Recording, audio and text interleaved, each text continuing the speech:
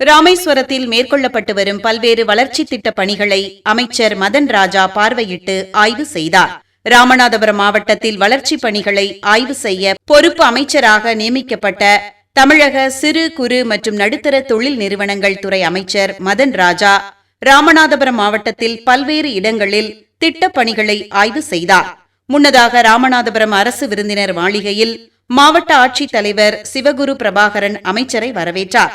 இதில் அமைச்சர் மாவட்ட தொழில் மையம் சிறு தொழில் தொடங்குவதற்கு ரூபாய் 6.23 லட்சம் மதிப்பிலான நலத்திட்ட உதவிகள் வழங்கினார். இதனைத் தொடர்ந்து சிறு குறு நடுத்தர தொழில் நிறுவன சங்க பிரதிநிதிகள் உடன் கலந்துரையாடினார். அப்போது அவர் பேசுகையில், ராமநாதபுரம் மாவட்டத்தில் தொழில் வளர்ச்சி, குடிநீர் பிரச்சினை, மீனவர்கள் கோரிக்கைகள், அடிப்படை வசதிகள் அனைத்தும் படிப்படியாக சரி செய்யப்படும் என்றும், மாவட்டம் முழுவதும் கள ஆய்வு செய்து மக்களின் குறைகளை கேட்டு அவற்றை சரி செய்வதற்கான நடவடிக்கை எடுக்கப்படும் என்றும் கூறினார். இதனைத் தொடர்ந்து ராமநாதபுரம் மாவட்ட பரமக்குடி சிறு குறு நடுத்தர தொழில் நிறுவன சங்க பிரதிநிதிகளுடன் கலந்துரையாடினார். இதனையடுத்து அமைச்சர் ராமேஸ்வரம் ராமநாத சுவாமி திருக்கோவிலில் ஆய்வு செய்தார்.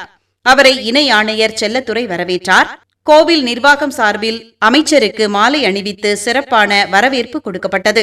இதனைத் தொடர்ந்து அமைச்சர் மதன் ராஜா அனைத்து சன்னதிகளுக்கும் சென்று தரிசனம் செய்தார். இதன்பின் கோவிலில் நடந்து வரும் பணிகளை பார்வையிட்டு ஆய்வு செய்தார். இதனையடுத்து அன்னதான மண்டபத்திற்கு அமைச்சர் சென்றார். இதனையடுத்து அன்னதானம் சாப்பிட்டுக் கொண்டிருந்த பக்தர்களிடம் உணவின் தரம், ருசி குறித்தும் கேட்டறிந்தார். தொடர்ந்து பக்தர்களுடன் அமர்ந்து அமைச்சர் மதன் ராஜா, கலெக்டர் சிவகுரு பிரபாகரன், மாவட்ட வருவாய் அலுவலர் சங்கர நாராயணன், கூடுதல் கலெக்டர் திவ்யான்ஷ்னுகம், இணை ஆணையர் செல்லத்துரை, தாவேகா மாவட்ட தலைவர் மலர்விழி ஜெயபாலா ஆகியோர் அன்னதானம் சாப்பிட்டனர். இதனையடுத்து யாத்திரை பணியாளர்கள் சங்கத் தலைவர் பாஸ்கரன், செயலாளர் வெள்ளைச்சாமி உள்ளிட்டோர் அமைச்சரை சந்தித்து கோரிக்கை மனுவை அளித்தனர்.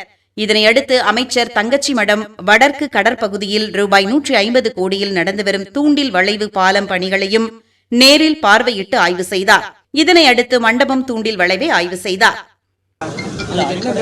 எல்லாமே தான். அதாவது என்னன்னா, தொழில் வளர்ச்சியாக இருக்கட்டும், குடிநீர் பிரச்சனையாக இருக்கட்டும், மீனவர் பிரச்சனையாக இருக்கட்டும், எல்லாருக்கும் படிப்படியாக கட்டி போட முடியல. அடுத்தடுத்து இங்கே வர்றதுக்குண்டான சாத்தியக்கூறு கண்டிப்பாக வருவோம். கண்டிப்பாக வந்து கலாய்வு பண்ணி மக்கள் துறைகளை வந்து மக்களுக்கு என்ன தேவையோ கண்டிப்பாக நம்ம தமிழக வெற்றி கழக சார்பாக கண்டிப்பாக நடக்கும்.